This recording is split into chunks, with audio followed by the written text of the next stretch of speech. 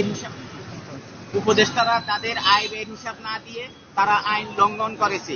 উপদেষ্টাদের পদত্যাগের দাবিতে আজ আমি মহামান্য রাষ্ট্রপতিকে একটা স্মারকলিপি দিব। গত 8 মাসে অন্তর্বর্তী সরকারের উপদেষ্টারা তাদের আয় ব্যয়ের কোনো হিসাব দেননি। গত 21শে সেপ্টেম্বর অন্তর্বর্তী সরকার একটা প্রজ্ঞাপন জারি করেছে যে তাদের আয় ব্যয়ের হিসাব দিবেন, কিন্তু গত 8 মাসেও তারা তাদের আয় ব্যয়ের হিসাব দেন নাই।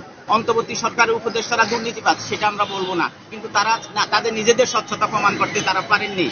জনগণ চাচ্ছে যে অন্তর্বর্তী সরকারের উপদেষ্টারা তারা দেশের একটা মৌলিক সংস্কার করুক, কিন্তু তারা তাদের নিজেদের আইনের প্রতি তারা কোনো শ্রদ্ধাশীল নয়। তাই এরকম অসৎ উপদেষ্টাদেরকে দিয়ে দেশের কোনো সংস্কার হবে সেটা জাতি মনে করছে না। তাই আমি এই অন্তর্বর্তী সরকারের উপদেষ্টাদের আয় ব্যয় হিসেবের জন্য গত 5ই নভেম্বর অন্তর্বর্তী সরকারের প্রধান উপদেষ্টা বরাবর একটা স্মারকলিপি দিয়েছি, কিন্তু গত 6 মাসেও অন্তর্বর্তী সরকার উপদেষ্টারা তাদের কোনো আয় ব্যয় হিসাব দেননি। সেই জন্য আজকে মহামান্য রাষ্ট্রপতিকে আমি একটা স্মারকলিপি দিব, তিনি যেন যথাযথ ব্যবস্থা গ্রহণ করেন।